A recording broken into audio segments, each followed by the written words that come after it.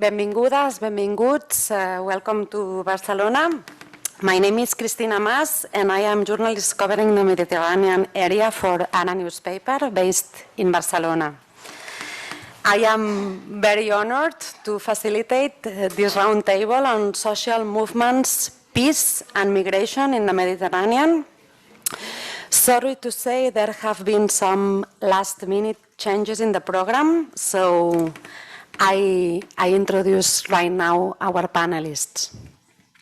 Here on my left we have Ala Harrash, just arrived from Ramallah. She arrived this morning.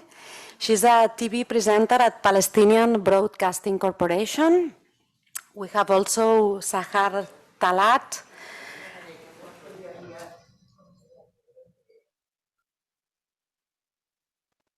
Shall I go ahead? Yes? See? Vale.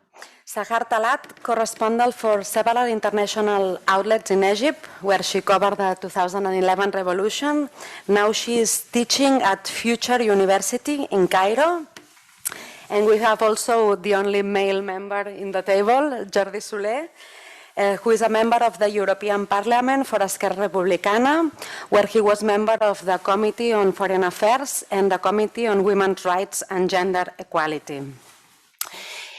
This year, we are celebrating the 10th anniversary of the 2011 revolutions, when people in several countries dared to say enough to inequalities, unemployment, dictatorships, and went to the streets to claim their social and democratic rights. Then we saw how all local, regional and international powers reacted to stop the wave, to extinguish that fire. And the lesson seemed to be, don't move, it can be worse. But people in the region didn't learn that lesson. We saw a new wave of mass movements in Algeria, Lebanon, and further in Sudan, Iraq, or Iran too. This new wave was stopped by the pandemic. Corona imposed what the Algerian Hirak called une trêve sanitaire, a sanitary truce that now is coming to an end as we enter a new situation, probably exacerbated by the social impact of the virus, which is much deeper than the health impact. Allow me to start with an ice-breaking question, and I would like to do a very brief survey among the audience. So I will ask you a question and I will ask you to raise your hands, okay? How do you see the Mediterranean region now, 10 years after the 2011 revolutions? You have three possible answers. One is Mediterranean now is a better place. The second one is Mediterranean now is a worse place. And the third one is I have no clue, okay? So who thinks that the Mediterranean is a better place now than it was 10 years before? Please raise your hands. Nobody? Good. 2? 3? Who thinks Mediterranean now is a worse place than it was 10 years ago? Okay. Good. Who has no clue? Okay, me, I mean that. So, I give the floor to our panelists. I must start with you, Sahar, because you were in, you know, clear. No, we start with minorities. It's always better than in one sentence. Sahar, in one sentence, how would you describe how is the Mediterranean region now? Mediterranean is the best place for human beings now. We are exposed to see each other clearly without any decoration. Finally, both shores are seeing themselves. Very nice, thank you. Ala, what would you say? I never would say it's a better place. I would say explosive rage, dashed dreams, following the outburst. Sorry, there's a problem with the translation. Could you come closer to the mic, please? It's good now? No? Okay, now it's explosive rage and dashed dreams, following the outburst of hope. The situation descended into profound disappointment. This is the case in most of Arab countries, but the revolution is not over yet, and I think it's unfinished business. We have an unfinished business. We should continue. Jordi, what would you say? Good afternoon, and thanks for inviting me in that debate. I voted that the Mediterranean now is worse than 10 years ago, and I voted this because I think that 10 years ago at least there was hope, and now I think that hope is in a great measure is gone, and it has been replaced by disappointment. And secondly, I would say that the Mediterranean region is a very complex region, and on the southern shore of the Mediterranean, we have countries drifting apart, countries that have practically no relations or very worse, very bad relations between them, and between the south and the north, the southern shore and the northern shore, I think also the distance is growing in many aspects, socio-economic aspects, but also geopolitical aspects. Thank you very much. So the idea of the panel is that both Sahar and Ala will describe their ideas for the whole of the region and for their own countries too. And then we will, Jordi has kindly accepted to be interviewed or interpelled by them. So at the end, they will have some questions specifically for the role of the European Parliament and the European Union. So, Ala, 10 years after this 2011 wave, what is left and what has changed? Actually, you started with a very important question. Is it a better place or a worse place now? This is the normal debates that we are living in. As whether the revolution were this disasters on the Arab region and blocked the state where they erupted to harsh political, economic, and social conditions, or they were inevitable consequences of tyranny and pursuit of change and justice. Either way, despite crushing their first wave, the revolution have not yielded any consequences yet. Proponents of revolution view the first wave of the revolutions as inevitable in the face of tyranny and marginalization. They believe that the revolution delivered many Arab states from the region of dictators, who seized power for decades, a period over which they fostered endemic corruption throughout the state, resulting in further marginalization of a large sector of citizens. Thus, they believe that the eruption of second wave of revolution would be even inevitable given the more close comeback of dictatorship in Arab state. Opponents of revolution believe that the current regime ensures the stability of the countries. I don't know if this is what Sahar think about it, arguing that a look at the reality of Arab peoples is sufficient to reveal the extent to which economic conditions have compared to pre-2011 period, as you know, as the poverty and unemployment rates have soared. They believe that the revolution were nothing more than a political conspiracy And we heard this from the beginning of it. By foreign actors, of course. Thus, they promote the conspiracy theory, arguing that the revolution have paved the way for foreign actors to take over and dominate the revolutions for their own interests.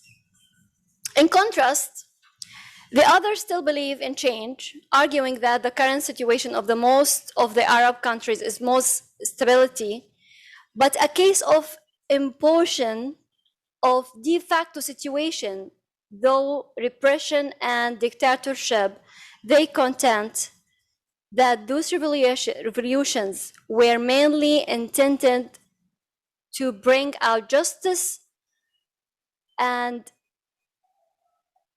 unfair situation that saw components of economy and wealth only serving certain group, as we know. Such situation enabled the minority in power to promote its interest by the means of money and power, widening the gap between the rich and the poor in the same homeland. And of course, this was the main reason of the revolution, seeking out for justice and freedom.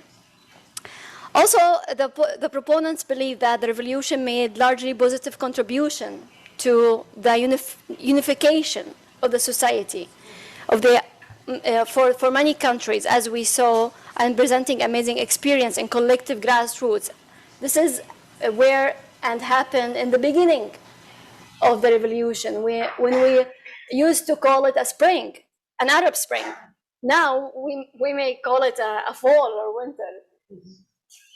So action and bringing together the forces of societies with different affiliations and denominations in rejection of any tyranny and seeking change for the better. Initially, the revolution offered inspiring models, of course, as we say. However, after that, after 5 years, chaos quickly broke out. And this is what we're living in after a decade, breaking the revolution spirit of questioning its intentions. And that's what happened when they questioned the intentions of the revolutionaries to serve interests and ambition and agendas of various actors, like many countries in the region, and also, of course, many parties from other countries, not only the region, like Russia, I mean, and other countries. So, but of course, this is the fact was, or what happened in the Arab world. But in Palestine, something different. Maybe this is the next step. Yeah, the next step. Sahar, do you agree with? I'm sorry. Sahar, do you agree with this picture of the winter coming? The speech of the winter, we have been living the winter all the time. And actually, it's about time to change this winter. The main idea of change is coming from the youth. We have to know that the youth in the Arab world, they are more than 65% of the population. It means that these people, they have to look for their future, and it's obligatory to look for this future. If we are going to all the time to recall and repeat the same narrative of we have dictatorship, we have problems, we have chaos, and so on, we won't find any future for them. And I'm so sorry, with my students at the university, we do work, and we do work hard to create our future. And the creativity is coming out from there. And they are prepared for this. I'm just telling you this because of the new technology, because of the social networks, because of the connectivity that we do have here. We are creating now, and the Zoom meetings, all our meetings, or our virtual reality, it is becoming now a reality. And the offline society is online. And now we are online and offline at the same time. It means that everyone is participating with us. Either we want or we don't want. So this is what we should know. Politicians should know this. The voices of these people has to be heard. Not only heard, they have to, it's a de facto. It has to be, it's a new status quo. And if the politicians in the whole Mediterranean, they don't want to hear this, they will hear it by their ways. And the new future, and I'm telling you that because you have to be prepared for the new generation who has now maybe 12 years to 15 years. Those are very well prepared technologically. And actually, they will completely eliminate the old ideologies and the old ideas. If we are not prepared for them, they will overcome us. So my idea that the Mediterranean is better, yes, it's better. Why? Because we are now dealing with the problems as they are. There is no dissimulation. There is no time for this. Time is running now, as you are seeing now. The pandemic is helping us a lot. It's not a complication for us. On the contrary, the pandemic is helping us to get to know better. And actually, if we are living now here in Spain, so you know what is happening for the people who are infected in Brazil, the people who are infected in South Korea, in China, in Europe, in any place in Europe. We have our passport now. This passport is the passport for the future. It's not only the passport for the infection. We don't have to think about the world is infected. The world is not infected. The world is us. If we are not saving the world, I'm telling you that the climate change will devastate us completely. And this is my statement. It's very nice to hear these words from someone who is coming from Cairo. So it's the first time I see this kind of a speech. I heard this kind of a speech again. So I interrupted you before, sorry Ala, when you were going to speak about this situation in Palestine, in particular, some of these ideas of the role of the youth, of the role of connectivity. We have seen a lot of this last spring in Palestine. Yes. So maybe you could tell us a little bit, please. Yes, of course. While Arab states have been witnessing revolutions and demonstrations, the Palestinians have been witnessing a board youth mobilization. Since March 2011, such a mobilization has found expression in a creation of many virtual or internet-based groups or the organization of national field events. For example, the youth mobilization for ending the intra-Palestinian division manifested in demonstration and sit-ins throughout the occupied territories to pressure the Fatah and Hamas leadership into ending the division. The protests were driven by various political, economic, living, and social motives. The political division has persisted between the two Palestinian factions since 2007. So efforts, of course, and agreements were made. Many efforts were made to end this Palestinian division, but none has succeeded in ending it. Ever since then, presidential or parliamentary elections have not been held since 2007. Just like it is in the case of Arab revolutions, many voices questioned the intentions of mobilization of the Palestinians youth, because they also want freedom, because they suffer from the Israeli occupation and poverty and unemployment. And this situation calls for migration. Of course, with regards to migration, the Palestinian people have suffered from migration, forced migration actually, due to the Israeli occupation in 1948. The impacts of forced migration of Palestinian people are still noticeable at the political, economic, and social level, facing a tragic situation.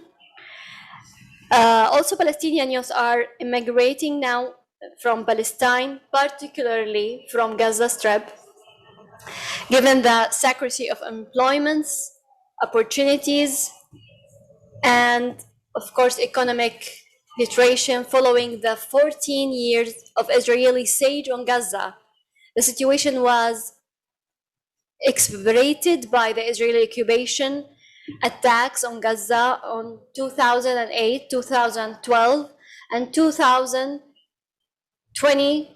Last May 2021, which claimed lives and injured thousands and brought the poverty and employment rates to record levels with no prospects for improvement of the situation. Nevertheless, Palestinian youth have proven their ability to have impact and make change on the ground, as well as they build national unity among Palestinians across the West Bank, across Gaza, and of course the territories occupied in 1948, and the Sabora in sheer struggle following the Sheikh Jarrah, and of course now Beta, and what happened in Sheikh Jarrah as an ethnic cleanser from the Israeli occupation. So youth, they have offered hope for ability to make change and have impact on the ground. I think this hope, this is the same hope that we have been given from the Arab youth in the beginning. And I, Amala, Azala, I still believe in this hope. I still believe in there is much to do. But I don't believe as Sahar, and I think this is a very controversial point, that the situation now is better than before. It's just before 2011. The reality now, it's the same, that the reality and the things that Arab people and Arab countries were facing and seeking for justice and freedom. Thank you, Ala. So, what are the main threats for the region now, in your view, Sahar? Terrorism. Terrorism is the most dangerous threat for the whole region, north and south of the Mediterranean. Ala, what would you say? I think it's all about intervention and taking over and dominated the youth. And this is our fortune, the youth, what they do. So all these various factors from outsider and taking over the revolutions or trying to divide it or keep the de facto in Palestine, the Palestinian division still as it's since 2007, for other people's interest, for other parties' interest, outsider interest for their agenda. I think this is the main threats for us as Palestinians. Mm-hmm. And I think also it's the main threat also for the Arab world, Arab countries. Mm-hmm. Okay.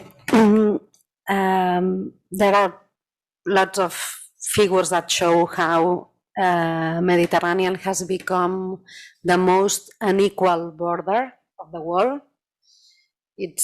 There are more inequalities in both sides of the Mediterranean than even in the Mexican-American border. If we compare living standards and political situation on both sides, it has become a massive graveyard for tens of thousands of men, women, and children. How do you think this issue of the Mediterranean, which is having a quite big political impact in the north also, how do you think that Europe should deal with that, the European countries? For me or for Jordi? No, for Jordi afterward. You can squeeze him later.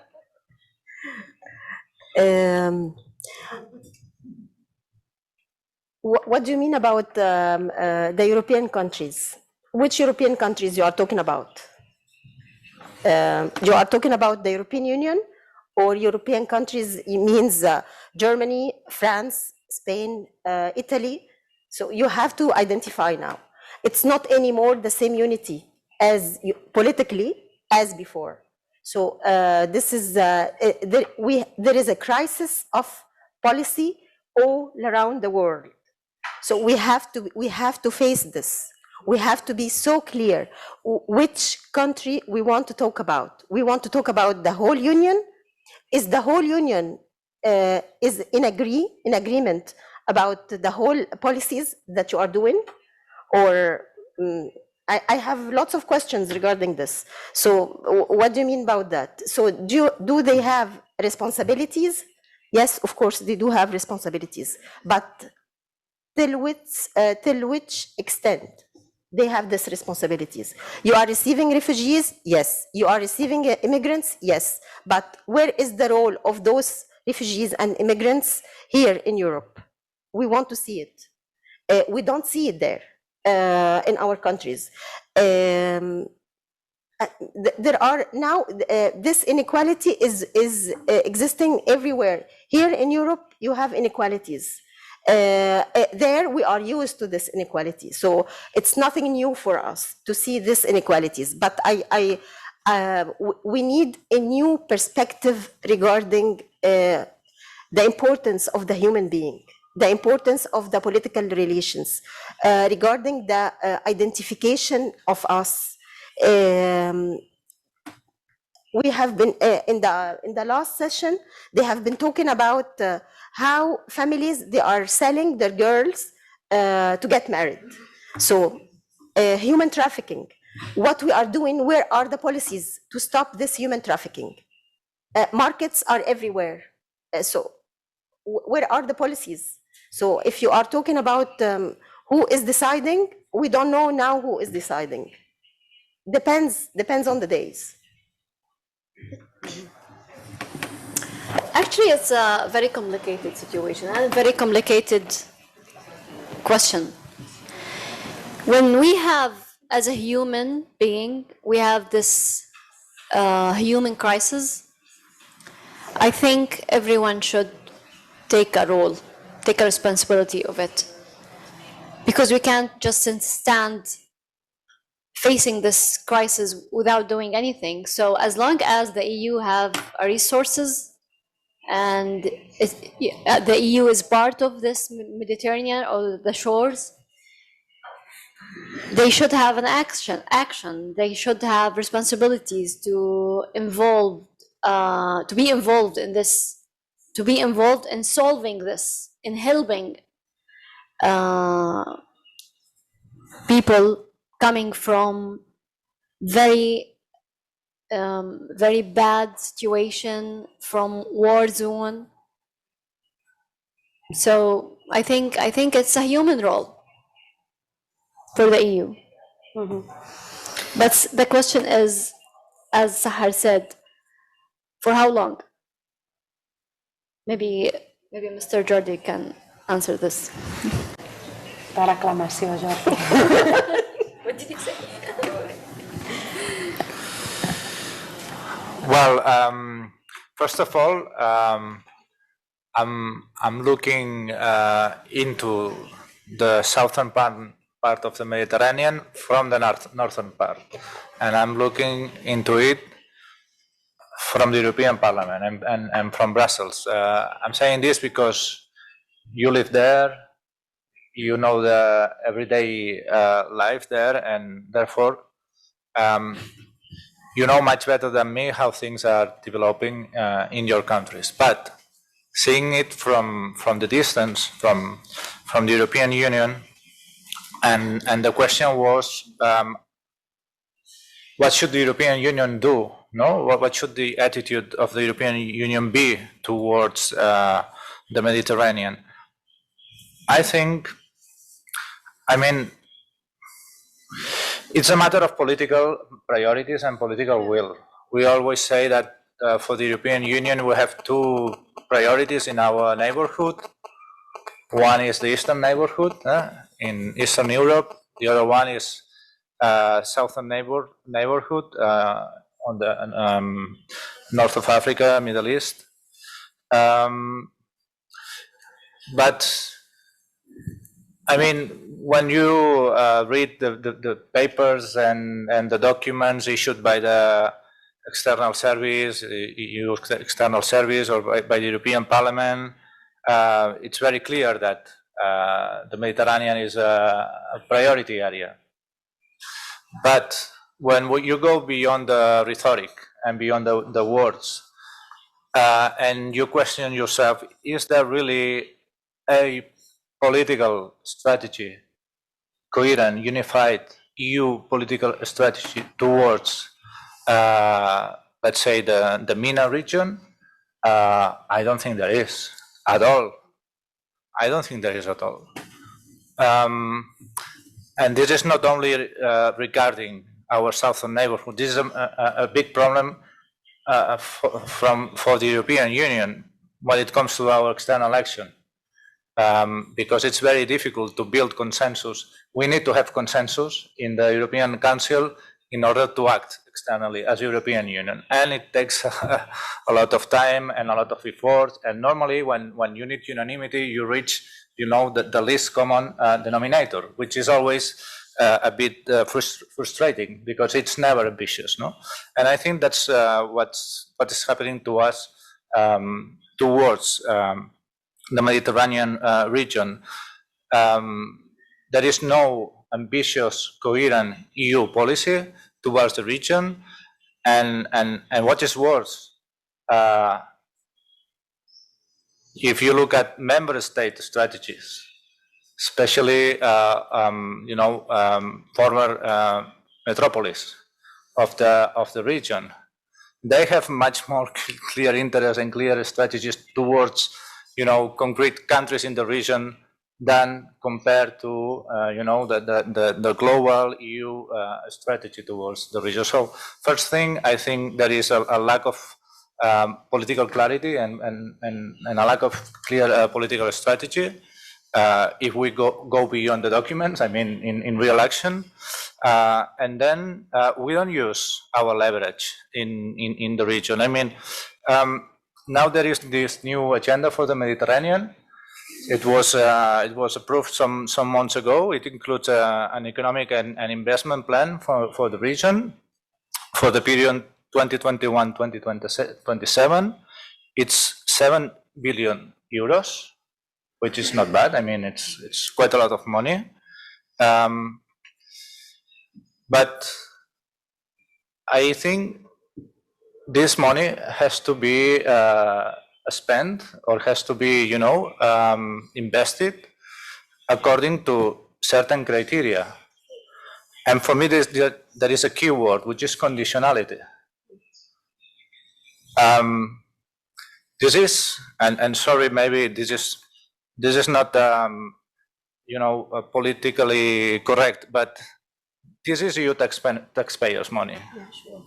And we want, I mean, a majority of EU citizens would like to see a southern Mediterranean which is stable, but not only stable, where human rights are respected, when inequalities, are less and less, where is democracy, where civil society can flourish. And if we have some money, if we have some instruments, external policy instruments, and if we would have political will, then all the projects, all these investments should be conditioned towards specific steps, towards more democracy, more respect for human rights. And I think we don't do enough in that sense. We don't use our leverage that we don't have, because again, this is a big sum of money, and this is not the only instrument that we have in our relation with the Mediterranean. So I think we lack a clear strategy, and we don't use all our leverage in the way we could use, to promote improvements in the Mediterranean. Of course, it's not up to the European Union, to change things on the ground. It's up to the civil societies there. It's up to the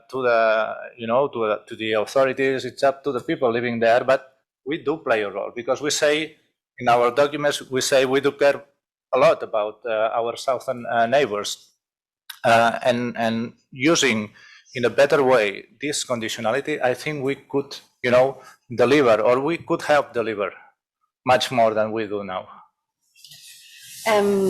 Jerry has mentioned a word that I know you didn't mean that, but it's very wide used in European political responsibles when they talk about stability. It's like we need stability in the region. What comes to your head when you hear this? For me, stability means social development. And actually, if we are developing education, if we are developing health systems, if we are developing infrastructure, if we are developing childhood and protecting the youth, here we will find stability.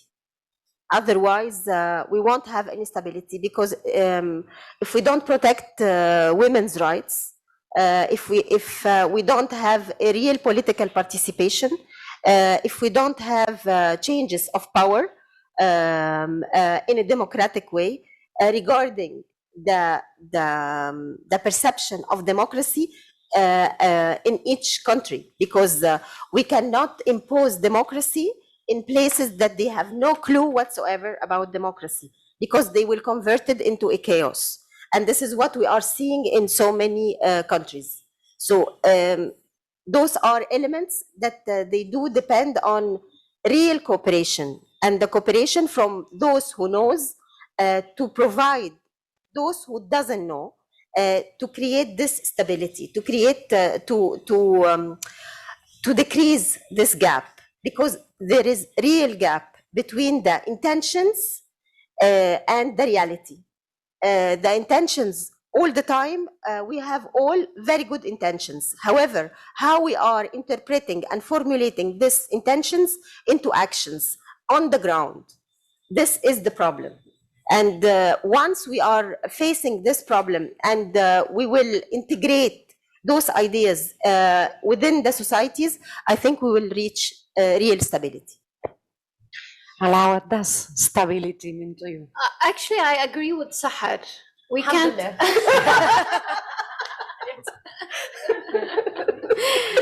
Yeah, no, I agree with you in this.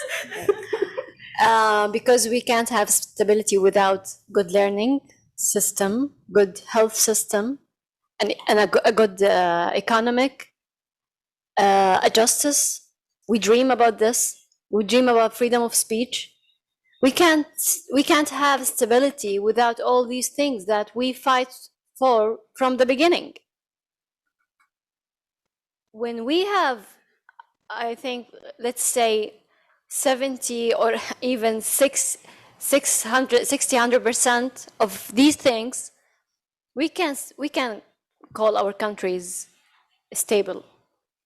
But these are important things. But our trip or our journey to have these things, or let's say a small percentage of these things, I think it's long and need many sacrifices that we have made, and need work, and need awareness, and need respecting each other, and respecting the differences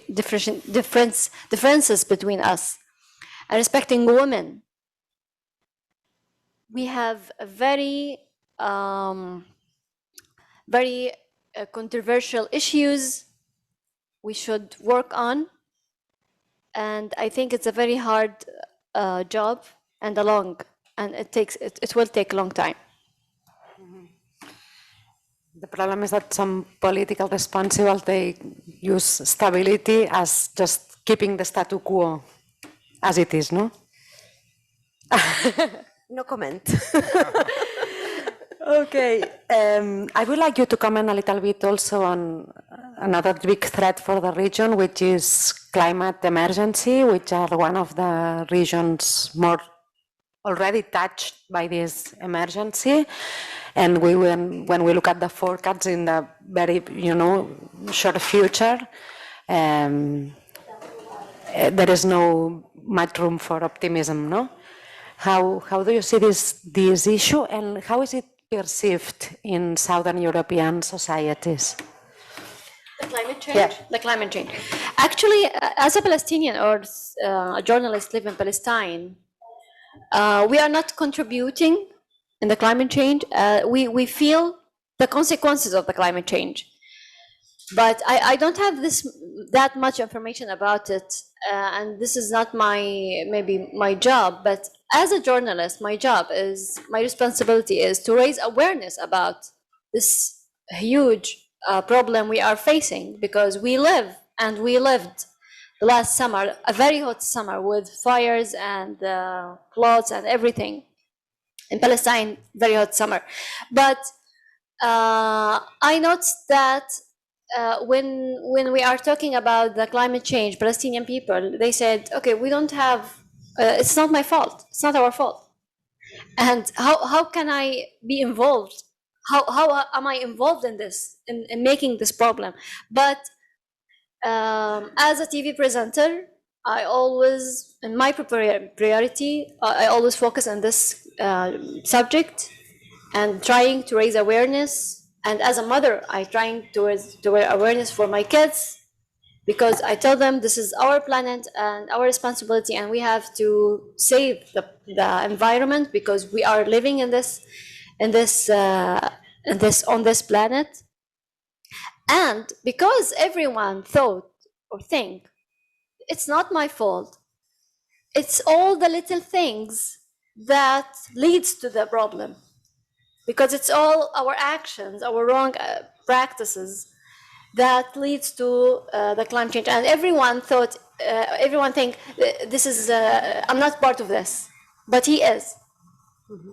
By not doing the recycling, by firing gases, making fire, and all these gases. But it's about having this aware about saving the environment. Mm-hmm. Thank you.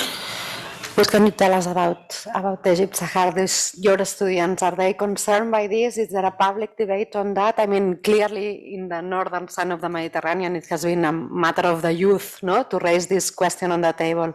What about the south? Yes, we do. We are starting since 2 years to have a campaign of awareness regarding environment, especially in schools and at the universities, because we have been and there are lots of NGOs that they are working on environmental issues.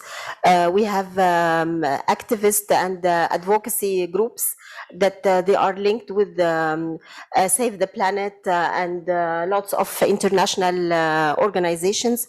They are working on this. We have been suffering from several problems regarding environment, especially now. For example, we know very well that with the new dam that it is constructed in Ethiopia, we won't have water in Egypt, and we have almost 110 millions of Egyptians who are living that they do depend on the water of the Nile. So it's a huge problem for us, and we started to be convinced that we have to recycle water. We have to start to recycle the irrigation system of the agriculture.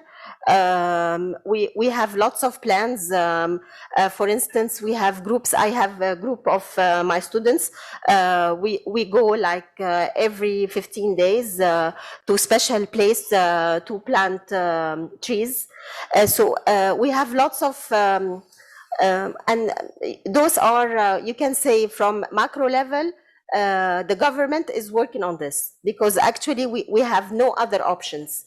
And from the micro level, we are doing this advocacy now regarding saving the environment, because we are, you have to think that we are too much from from point of view of numbers of people. And if you have to think, for example, if we are going to use the buses or the public transportation, in one bus we can have more than 100 persons in one bus. So now what we are working on, we want to work on the idea of public transportation to less use our private cars, to find the new ways to help ourselves to live, because otherwise, but still until now we have so many people that they are cutting trees in the streets. I'm especially me, you know, whenever I'm going to see anyone who's cutting any tree, I go and I yell to them, and I start to convince them that it's our life. You are cutting our life. You are cutting our respiratory system, and but we need more advocacy. We need to work on this. We need to be aware that it's not coming easily, because we have lots of poverty. We have also lots of analphabetism, and the analphabetism is leading to these results, which is let's use what we have, and without even thinking about what could happen. But now people are, I think, reacting differently, and they want to see themselves living in a different place, in a better place. And thanks to the network that we have now, and everyone is having his cell phone in his hand, so they could see the whole world, and they will ask themselves, why don't we have the same, for example, like the paradise islands that they exist here or there, and they are saying, we need to have something like this in our country. So some of the people, they do work on that, and others no. So we need to work on this. It's a huge problem. Ala, I'm sure you have something to say on water.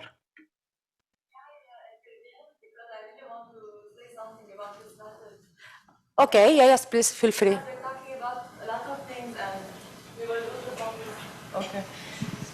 First of all, I am very happy to be here. My name is Karina. I work for the IEMED. I'm Lebanese, originally Armenian, and it's the first time that I attend an honest conference, let's say.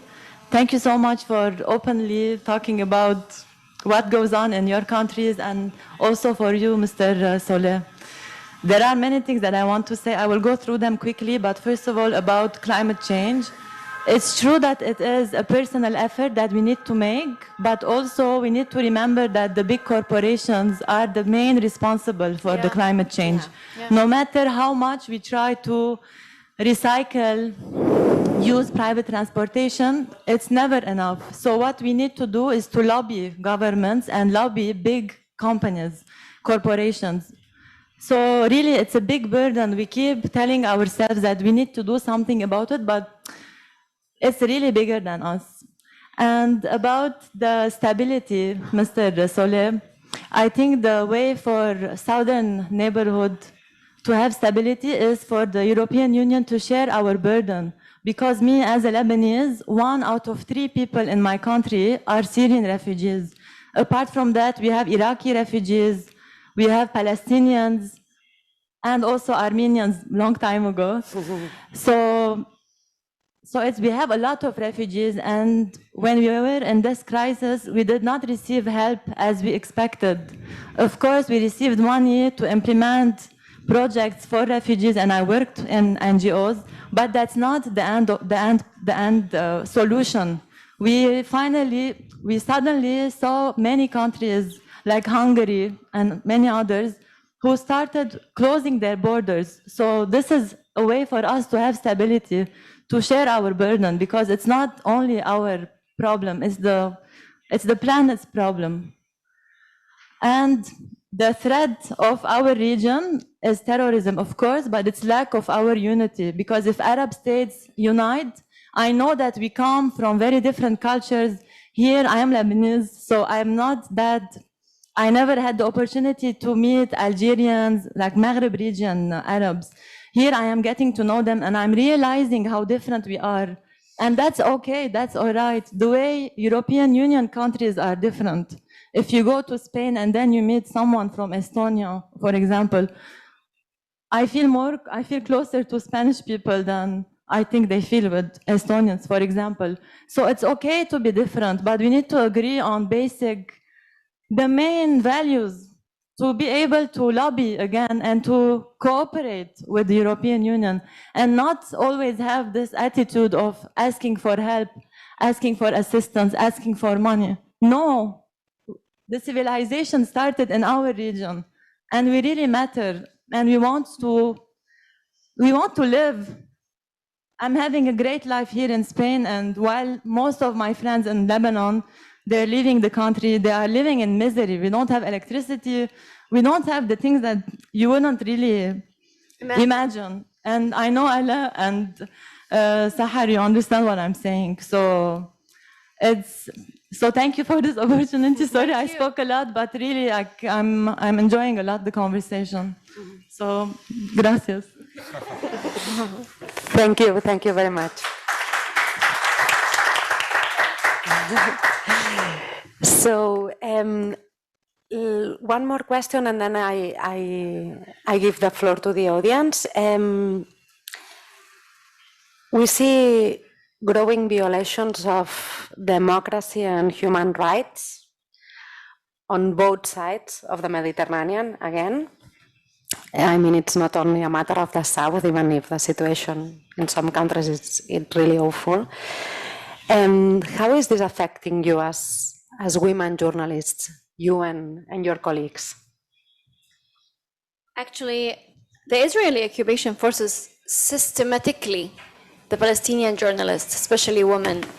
And we can see this on the ground. During the last attack on Gaza and the occupied West Bank, Israeli warplanes struck 33 media institutions, and Israeli forces injured over 170 Palestinian journalists, 70 in Gaza, and some 100 others injured in occupation in the West Bank and the occupied city of Jerusalem. According to the Palestinian Journalist Syndicate, most journalists injured due to beating and tear gas in the West Bank.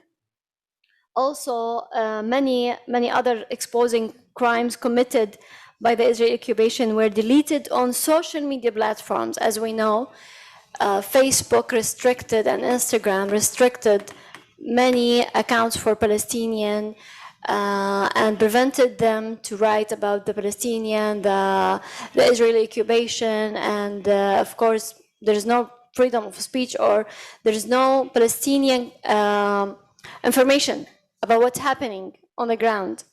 On the contrast, of course, the Israeli narrative are there on these platforms. So when we talk about Palestinian women, in Palestine, the struggle for women's rights could not separated from the struggle for rights and statehood. Palestinian women suffer from a combined violence, actually. Firstly, at the hands of occupation and the society. Women suffer from also masculinity in the Palestinian society. Of course, this is one of the most problem we are facing as a journalist also in working on the field.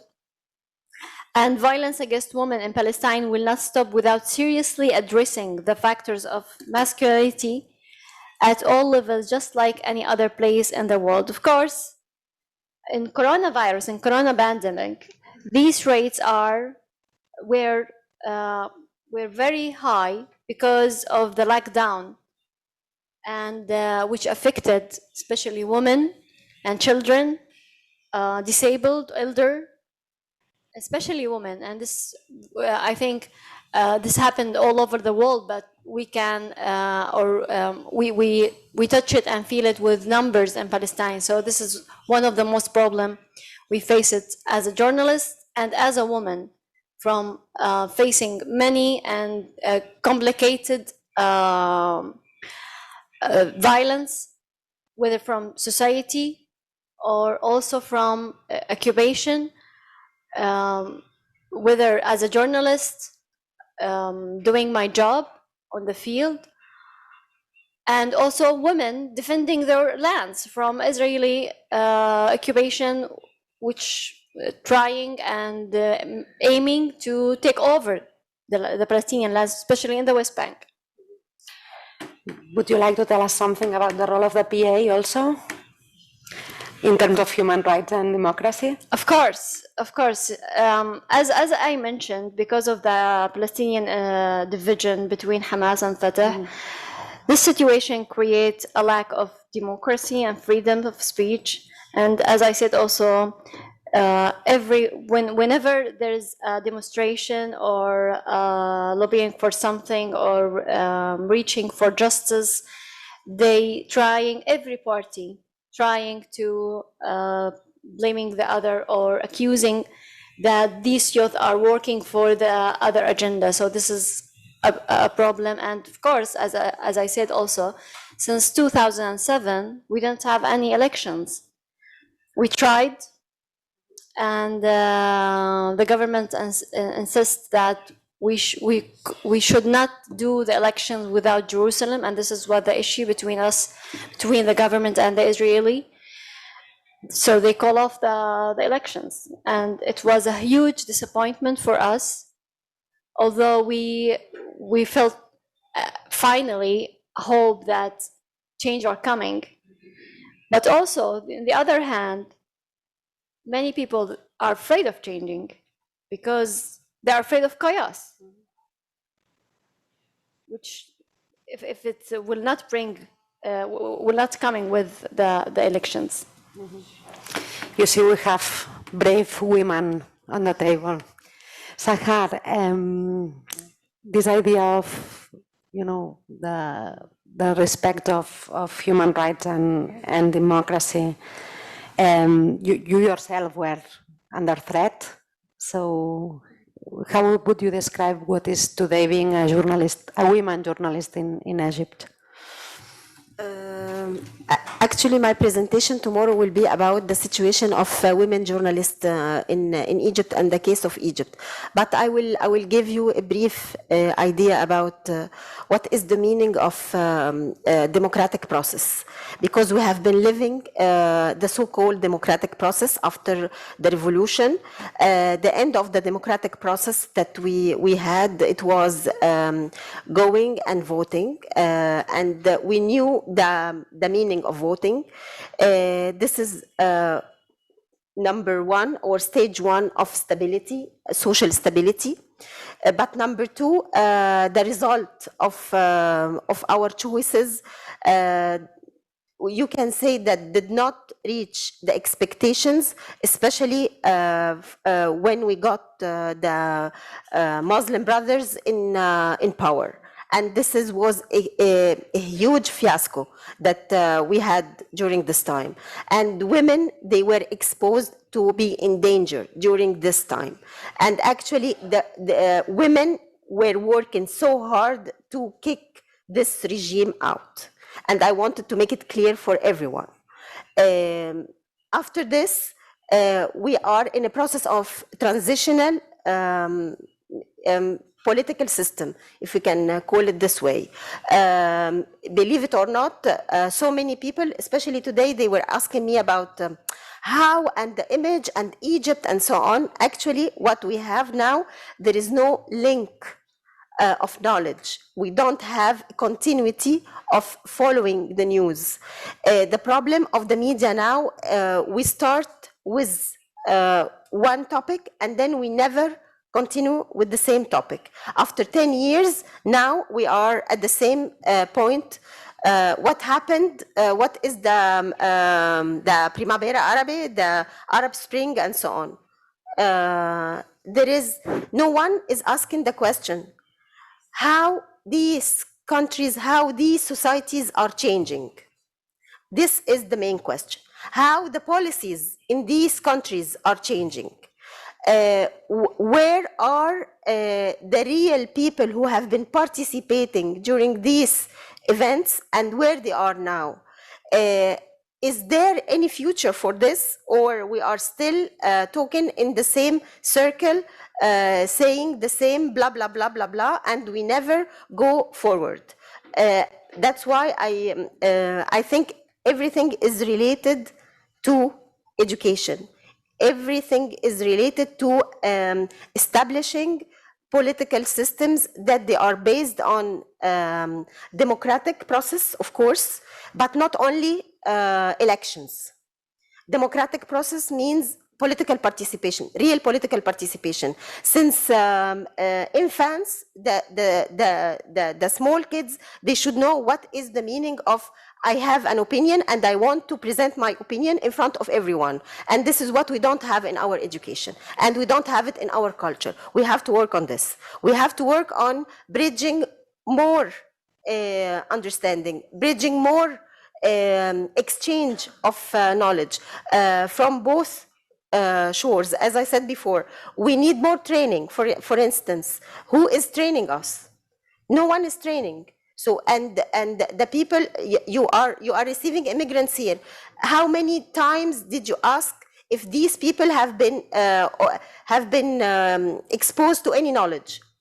Knowledge. I don't mean being at schools or not, because there is a big difference between knowledge and getting an education, normal education at schools. So now the world is more. It's a global village, as we said, and we have to apply this global village really. We don't have to build walls and walls and walls and walls, and we say that those are very far, we don't know about them. No, not anymore, not anymore. This is my beliefs, and I believe that we need to work more and harder.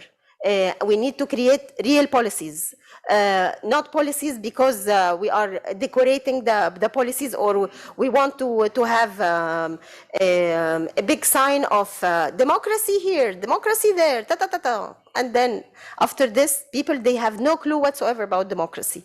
We need to have this integrated democracy within the society, because the moment they will know what is the meaning of democracy in their societies, they won't go in the Mediterranean Sea, they won't die in the Mediterranean Sea.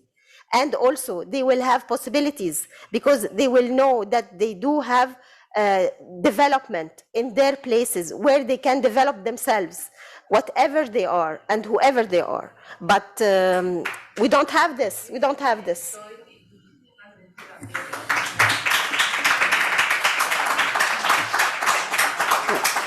Well, probably democracy was very well taught in Tahrir Square, no? There was a real school for democracy there.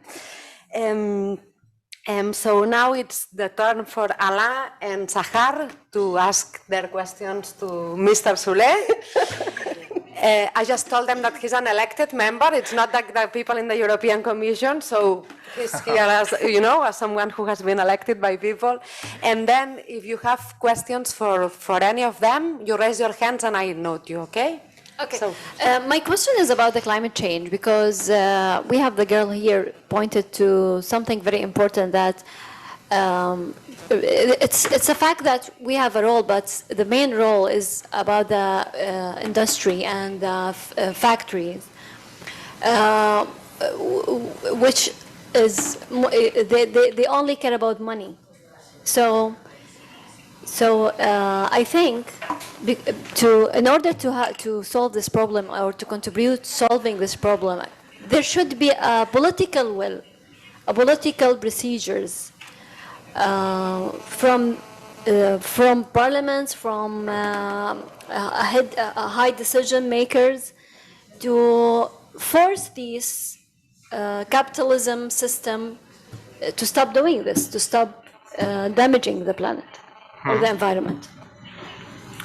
Well, there was a study released some months ago on the effects of climate change on the Mediterranean region, and the conclusion was the Mediterranean region will be globally the most affected region by global change. So that means it will affect on the socio-economic reality of the Mediterranean in a bad direction, And that means we have to take it very, very seriously. Of course, this is a global phenomenon, but the translation of the consequences is different according to different regions in the world, and the Mediterranean will be the most affected by a number of phenomena. Secondly, yes, of course, industry is one of the let's say one of the sectors that most contributes to the climate change. But the biggest contributor to the climate change is the transport. I mean, when we are driving by a diesel car or petrol car, the classical means of transport. This is the transport is a sector that most contributes to climate change. I'm saying this because we need to have a global approach on that, and it's not only that we have to change the way industry works and the economy works and the business work. Everyone has has something to do to tackle the effects of climate change. Of course, you cannot put the burden on a let's say normal citizen. And not saying anything about global corporations, and it's not the way that has to be approached. But the responsibility lies on the big polluters.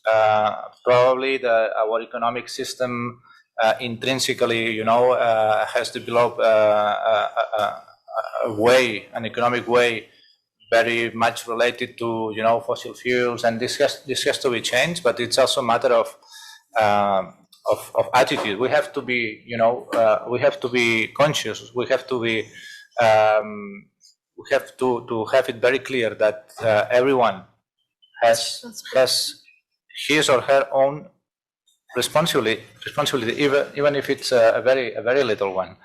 And but about the transportation, because you said it's also the main in the European Union, at least, is the main sector. Yeah, but this leads us back to oil company, and also to the political will as to support the electric cars, maybe because they killed the electric car because the oil company was losing, or they don't want to lose. You're absolutely right. I mean, it's of course it has been a strategy from the big car manufacturers, to stick as long as possible to the petrol engine instead of switching to other type of electric motors, for instance. No, that's clear. But for instance, the European Union has set the goal to be the first climate neutral continent by 2050. That's good. So, but I mean, this is a global phenomenon, and it's good that the European Union tries to be ambitious on that. But what happens if only the European Union, sets ambitious goals, and the rest of the world lags behind? That wouldn't be effective in order to tackle a phenomenon which is global. Now, I think we have to have a global policy on that. That's why the ongoing, COP conference in Glasgow is so important. We need the commitment of every government on Earth, and of course the contribution will have to be different because there are countries that are much more polluters than others. But we need a global engagement on that.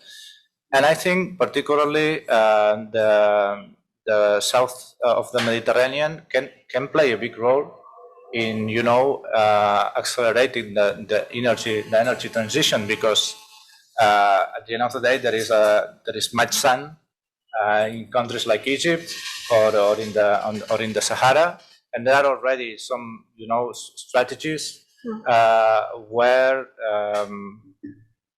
investments can be done in Egypt, in Morocco, in Algeria, in other countries where renewable energy can be developed, and then it can be probably distributed to other places. But if this is the case, there has some revenues that have to stay there in the places where the energy will be generated, and it has to be positive for the people living there, because otherwise we will make the same mistake as usual, like for instance with oil, no? With the revenues of oil. This energy transition has to be a chance for these countries to develop. Some revenues have to stay there, and then it can play a contribution in the fight against climate change. But this is a very serious matter, because we are talking more and more about climate refugees. We don't only have refugees that that they have to flee because there is war, there is a military conflict. Many of them have to run away because they are victims of natural disasters, and that will happen more and more often. So that's another reason why we have to have a global agenda involving everyone in tackling this very serious issue. Okay, before Sahar makes her questions for Jordi, I have one question there, another one there. Anyone else in the ocean? Another one?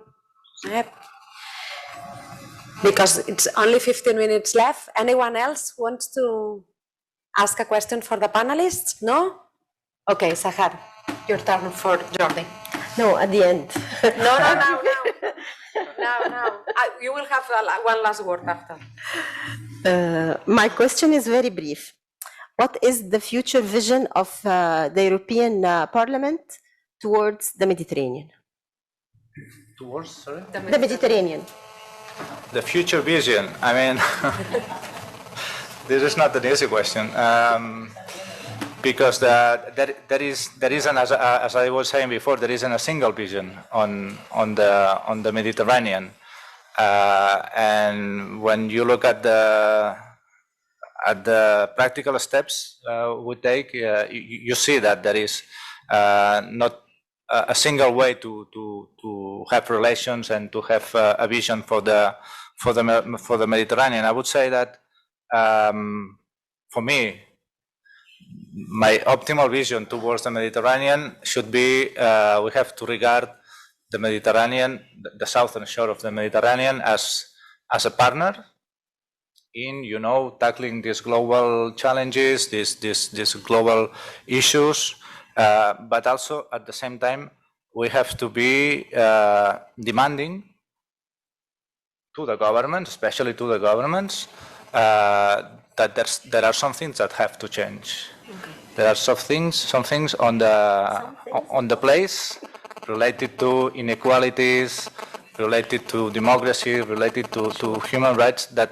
they have to change. And by this, I think we can see each other as real partners in working together in order to face common challenges. And I agree with you when you mentioned the issue of refugees and the need for the European Union also to take our burden. And I don't agree with the way the European Union, for instance, managed or tackled the issue about the Syrian refugees, because you have Lebanon is the country in the world with the highest rate of refugees according to the population.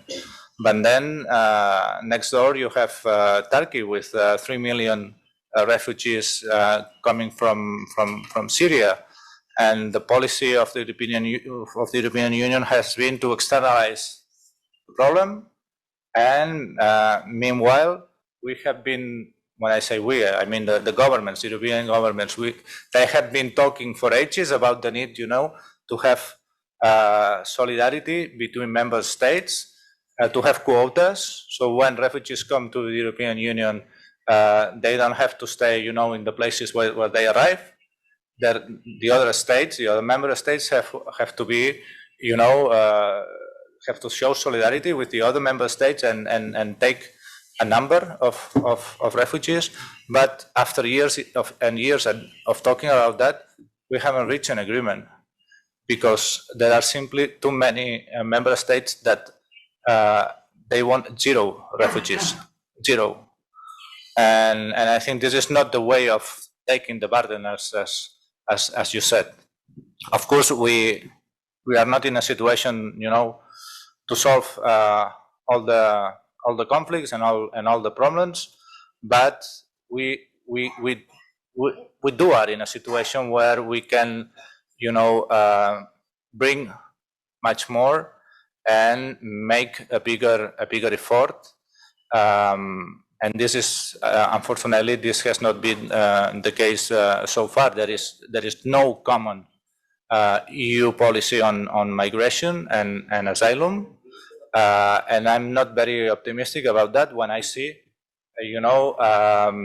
the character of some EU governments and what they do and what they say when they speak or they act regarding migration and refugees. So I cannot be optimistic about that, but I do believe that the European Union as a whole should make a bigger contribution, taking our burden, as you said, in order to try to lower the pressure in countries such Lebanon or Turkey or in the whole region.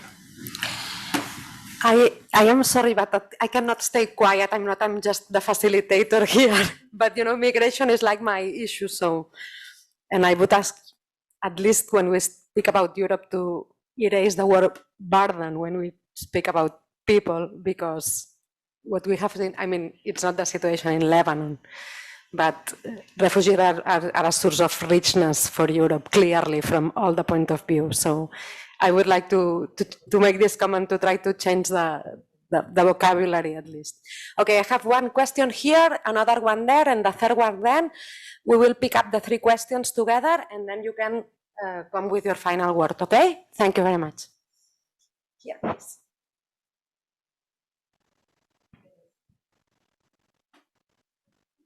Hola. Hola. Sí, faré la meva pregunta en español, porque Sahara habla español. Yo soy de Marruecos y durante mi infancia y mi adolescencia, Egipto era para nosotros la meca del periodismo, la meca de la producción audiovisual, la meca de la producción cultural. Era el centro neurálgico del mundo árabe en todo lo que es cultural y todo lo que es las ideas progresistas, las ideas feministas con la visión en la óptica de aquel momento. Y si vemos, por ejemplo, la producción cinematográfica y el periodismo egipcio en los años 30, en los años 40, en los años 50, parece que estamos hablando de otro planeta en comparación con hoy en día en Egipto. Yo me quedé sorprendido cómo se ha degradado el periodismo en Egipto hasta un punto que yo me quedo sorprendido por los comentarios que se hacen.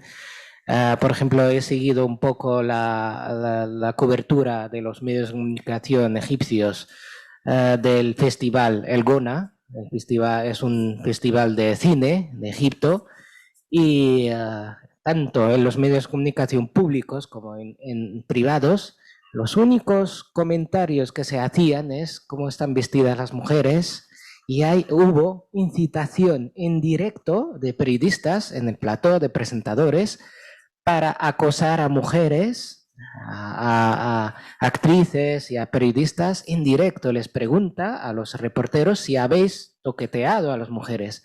Y yo me estoy preguntando, ¿esto es Egipto el que conocía durante mi infancia y mi adolescencia? Es que si vosotros tenéis la misma visión, la misma opinión sobre lo que es el periodismo hoy en día en Egipto, ¿y cómo podéis trabajar como periodistas mujeres en un ambiente tan machista, tan sexista y tan acosador?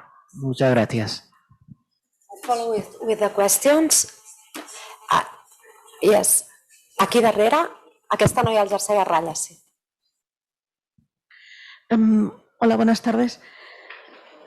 Primero, una reflexión que también me está urgiendo, y es que me da la impresión de que se está, en general, pidiendo responsabilidad a todas las personas en cuanto al ecologismo y al medio ambiente. Y yo os pregunto a todos si pensáis realmente que tenemos la misma responsabilidad las personas individualmente o las compañías. Esta generalización de que tenemos que ser responsables todos, hay empresas que son mucho más responsables de la contaminación y del destrozo del medio ambiente que las personas individuales. Y luego dentro de las empresas hay países, no podemos pedir el mismo nivel de responsabilidad e implicación a países que han sufrido nuestra contaminación, la del norte, y les hemos mandado la basura, y ahora les estamos diciendo que ellos no pueden contaminar, no se pueden enriquecer como lo hemos hecho nosotros. Quiero decir que es un discurso muy generalista de que debemos ser todos responsables, y quisiera saber qué es lo que pensáis vosotros.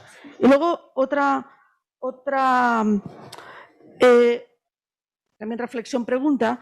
Cuando se habla de la estabilidad del Mediterráneo, a mí esta palabra personalmente me gustaría preguntar qué representa para vosotros, qué significa la estabilidad, porque yo tengo la impresión de que hay una idea colectiva, un imaginario colectivo de que la estabilidad es la falta de movimiento, es la quietud, la calma. El Mediterráneo no es calmo, nunca lo ha sido, nunca ha estado quieto. La humanidad nunca ha estado quieta, se ha movido constantemente.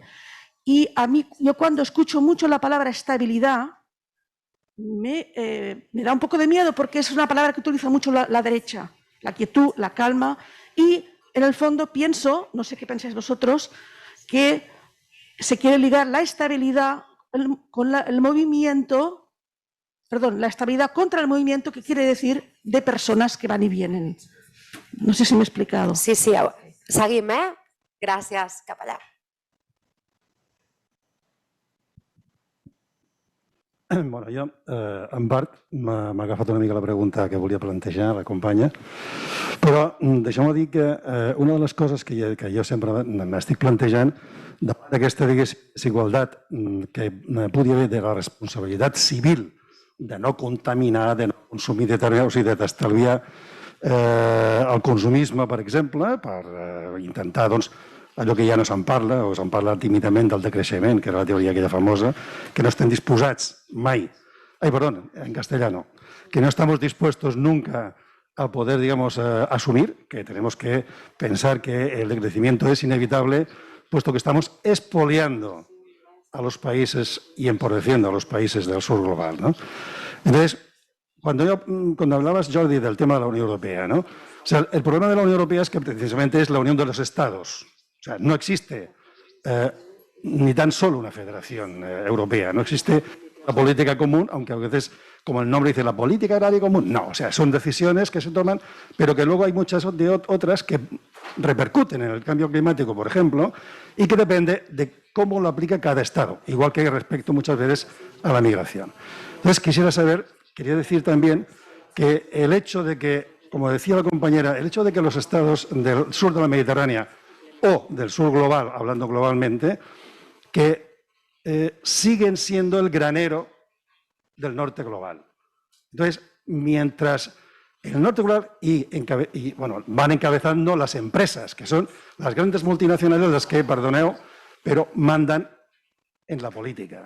O sea, cuando va una expedición de un político a visitar una cuestión comercial con otro país, delante van todas las principales empresas de ese país, porque son las que tienen que asegurar que habrá unas inversiones o intercambio.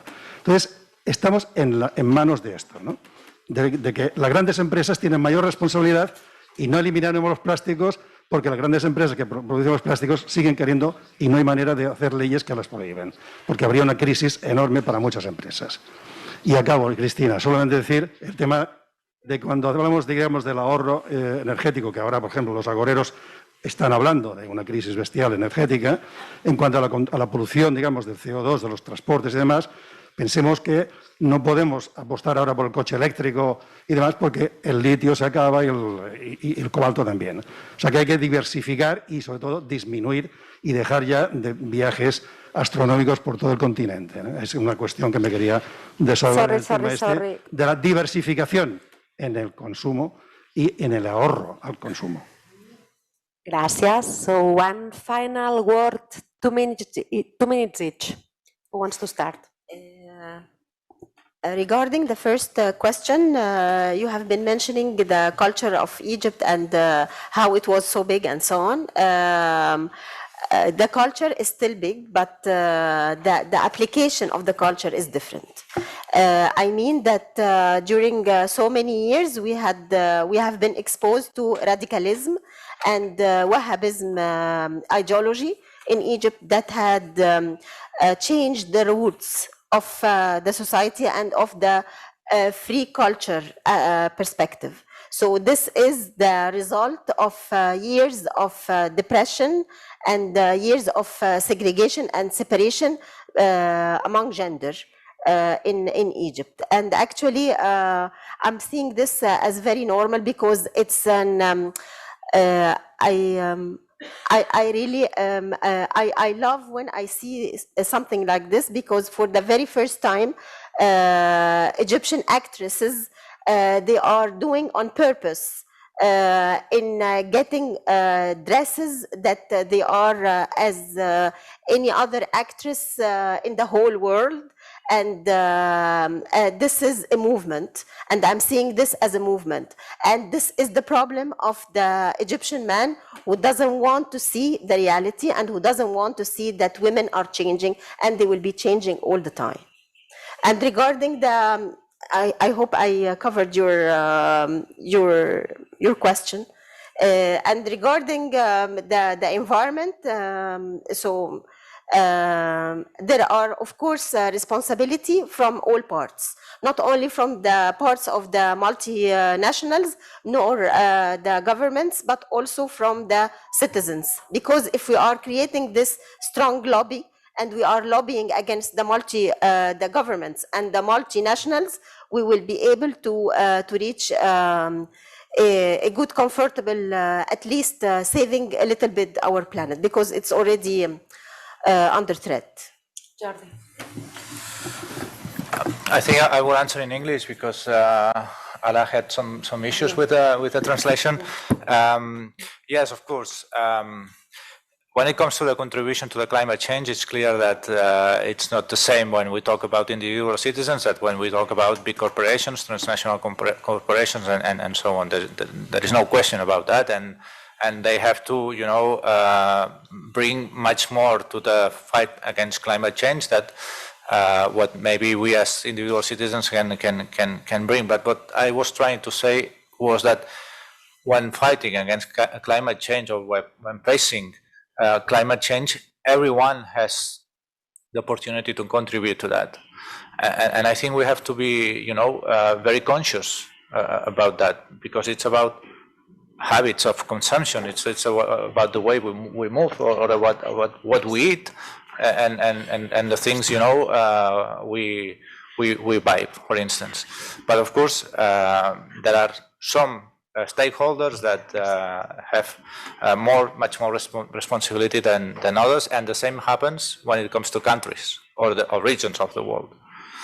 But without a global strategy, fighting against global issues only, by bits, by pieces, only focusing on specific regions of the world, I mean, it's not the most efficient thing in the world. That's what I was trying to say. And on stability, I think no country in the world can have a stability with social inequalities, where human rights are not respected. That is false stability. That is imposed stability. There will never be stability in any country of the world with huge inequalities, and where people, are not free to say whatever they want, or journalists are not free to report on whatever they want in the way they want.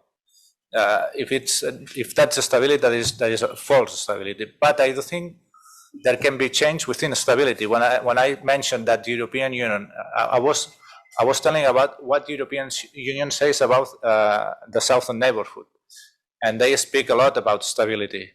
But I think there can be change within stability. maybe not a radical change from one day to another, but progressive change. And stability also means that countries do not fall apart from one day to another. For instance, as it happened in Libya, or also now she left, but also the very troubling situation now in Lebanon.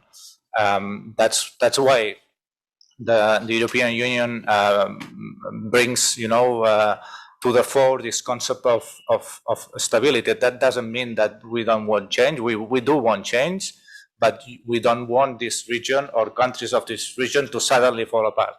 I think that's what they mean when they say stability. Yes. Final word from Ala. And sorry, can They will kill me, eh? They will kill me. No, my final word. There will also now be stability if we don't tackle protracted conflicts in the region, such as the Israeli-Palestinian conflict or the conflict in Western Sahara. And we Europeans have to be much more coherent and much more vocal on that, because these are conflicts, focused on specific countries, but they have a repercussion all over the area. And we can do something as Europeans regarding this. My final words about the youth, the people who started the revolution, the first one, the Yasmin, the Jasmine revolution in Tunisia, because we wanted to change, and I think our work not finished yet. I believe that the women and youth have the capacity and strength to withstand and look towards making change, and consider that strength and decision maker at different levels, and view women as decision makers in many levels, in spite of many factors militating against youth and people and women's empowerment and gender equality, in addition to the exclusion of the youth from participation. And this is one of the most important things that we wanted and asking for, is to participate in this in making decisions in these countries, counting on youth continuous to offer the hope for change. Thank you very much for all the panelists. It was amazing.